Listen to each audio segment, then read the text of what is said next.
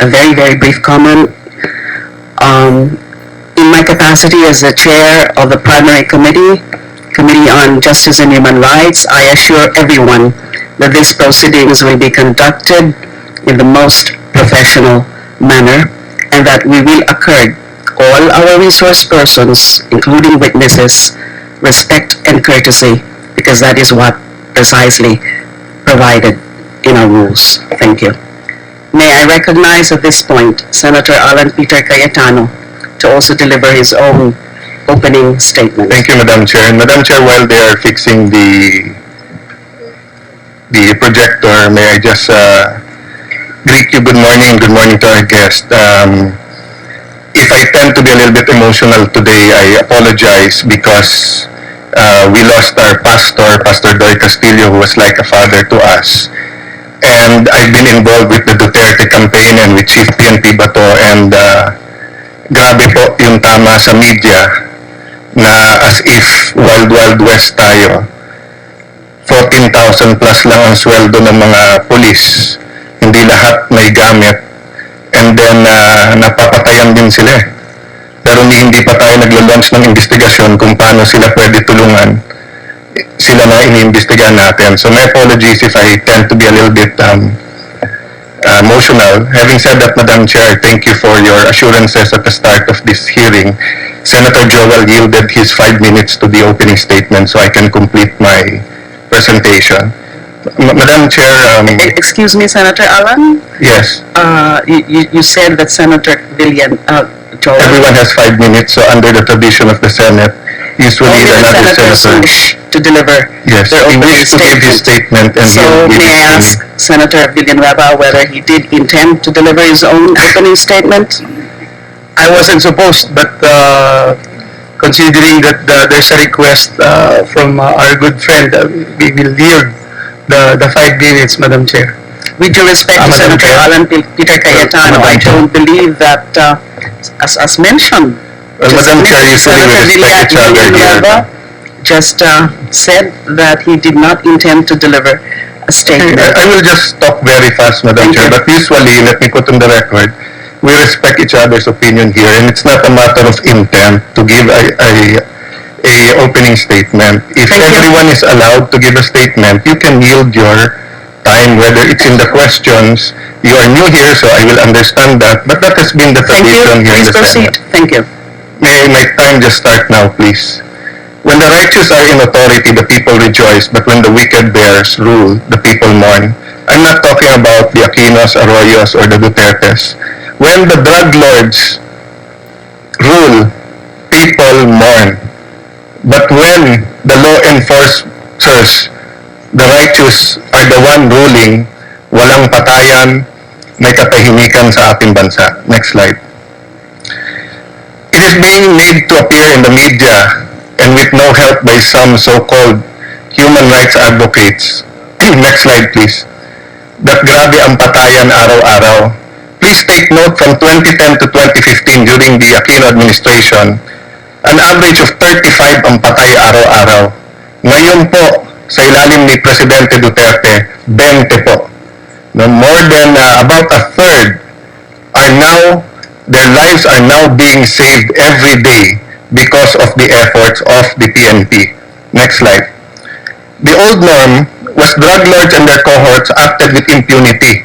People have low trust sa PNP, fiscals, judges, high-ranking government officials are involved in the illegal trade or protectors, and people hindi nakakadama na sila secure sa kanilang bahay, sa kalye, sa kanilang trabaho. Ngayon po, the respect and fear for the law has been restored. Drug lords and their supporters are on the run. People are beginning to feel safe, renewed trust on our law enforcers and government under President Duterte. Next slide. Are we using the term extrajudicial killings loosely to discredit the PNP and Duterte administration?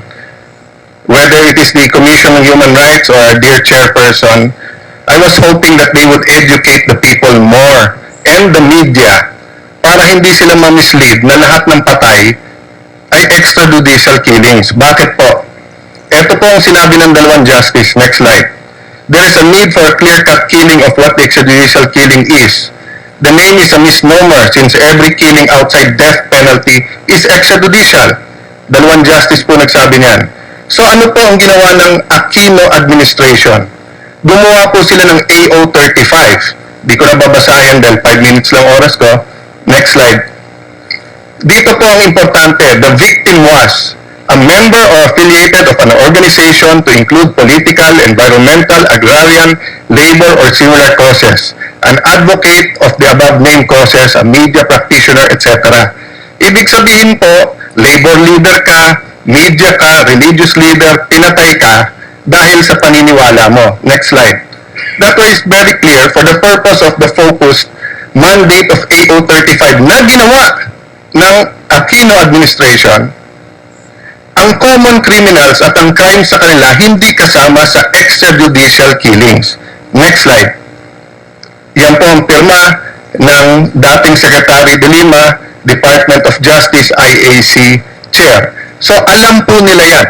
Lahat na nagpapa-interview sa CHR at ang ating mahal na chairperson, alam po nila yan. Next slide. Sa araw-araw na patayan sa Aquino administration na 35, mahigit 1,400, 394 lang ang classify nila na extrajudicial killing. Pero sa umpisa pa lang ng hearing na to, ano nung numero na narinig natin eh. Did they clarify which one is extrajudicial and not? Which one are common criminals? Next slide. Kaya ano ba sabi ng isa nilang kakampi na Human Rights Watch? Unresolved or basically failure ang kanilang watch pagdating sa pag-resolve ng extrajudicial killings. Eh ba't hindi yun ang munang imbestigahan natin bago sa extrajudicial killings ngayon? O okay lang dati, ngayon masama. Next slide. People now beginning to feel safe in the streets and trust our law enforcers. Beginning. Hindi ko po sinasabing safe lahat. Pero nag-uumpisa na. Next slide. Kung makikita nyo po yung crime volume, ayan po, hindi ko na babasahin isa-isa because of lack of time. Pero makikita nyo, crimes against property, 11,000 to 6,000 in 1 month. Bakit po? Ang mga pusher at saka user, kailangan ng pera, walang trabaho yung marami dyan, nagnanakaw. But because nagsosurrender na yung mga user, nahuhuli ang pusher, pababa ang crime volume. Next. People support the anti-war drugs. Criminals don't. Ang mga kriminal at drug pusher gumagastos ngayon sa media, sa politika, sa politiko, sa kahit ano, para i-discredit ang administrasyon na to, para nga tumuloy ang kanilang multi-billion na negosyo. I'm not saying that everyone is being used. Marami pong honest advocates for human rights, honest advocates, no, of how to do this better. But let us not fool ourselves. Marami din sa mga drug lords ang pumupondo dito. Next slide. Hindi rin totoo na lahat ng sektor ayaw. Basilan Bishop Martin Humuad is pinning his hopes on the new president. Next slide. This is another one na nagsasabing maganda nangyayari at kahit hindi pa nakaupo ang bagong presidente, after he won, nagsimula ng mga pulis magsipag at tumapang. Next slide. Anti-drug operations, 215% increase in anti-drug operations. I agree with the chairperson. Hindi intensyon ng committee na to pahintuin yan. Ang problema, the way to hell is full of good intentions. It is not the intention, it is the effect. Ang mga pulis nanonood lahat. At kung lalabas na sila pa kontrabida ngayon, baka yung iba umatras.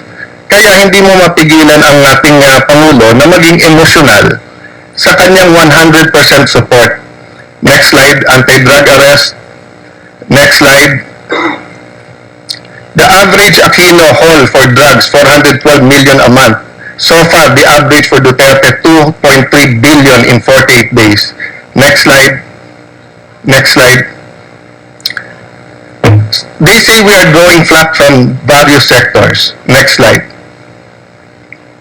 Tingnan niyo po to.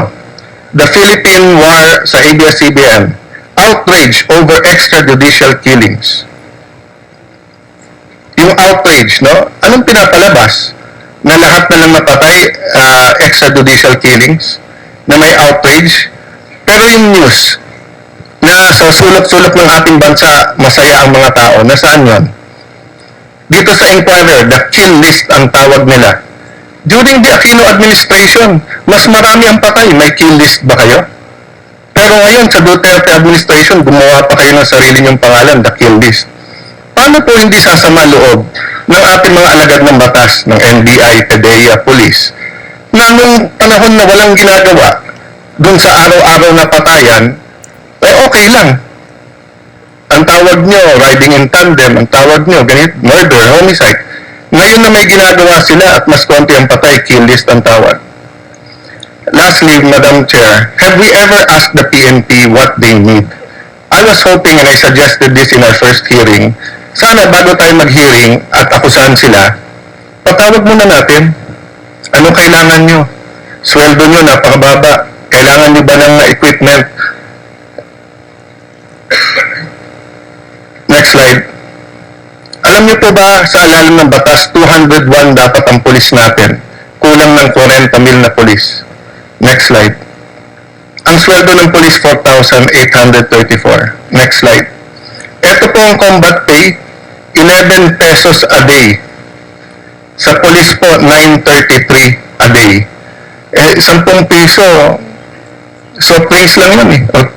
May bottled water, hindi kayo makakabili.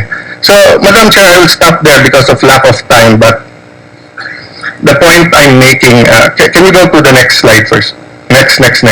Is this the last point? This last slide, Let's yes, wrap up. Madam Chair. Time Next is up. slide. Next. Here, Madam Chair. Wala po akong problema, dahil ako isang human rights advocate din, kung indiscriminate o ang pulis ay may utos na wag niyong gawin ito. Pero titignan niyo po ito, mismong PNP ang may memorandum na nagsabi na lahat ng unexplained, lahat ng vigilante, imbestigahan. And hindi ko na ipapakita dahil wala ng time, pero yung last slide ko po dito ay ang statement ng ating Pangulo at statement ni Chief PNP Ronald De La Rosa alias Bato, na nagsasabi ayan po, ayoko ng extrajudicial killings. So thank you, Madam Chair, that you said we will be fair. But sana sa mga interviews at mga kapatid natin sa media, maging fair din. Kasi panay ang report nyo na ayaw ng Pangulo, na gusto ng Pangulo at ng PNP ng extrajudicial. Pero yan po ang sinasabi nila, yan ang official. Thank you, Madam Chair. Thank you, Senator Cayetano. 2 punto lang po. We will ask the concerned resource speakers to educate us, to educate the public on these concepts, on these terms, extrajudicial killings, extra-legal killings, summary executions, vigilante killings. So at a proper time in the course of the proceedings, questions on that point can always be asked to these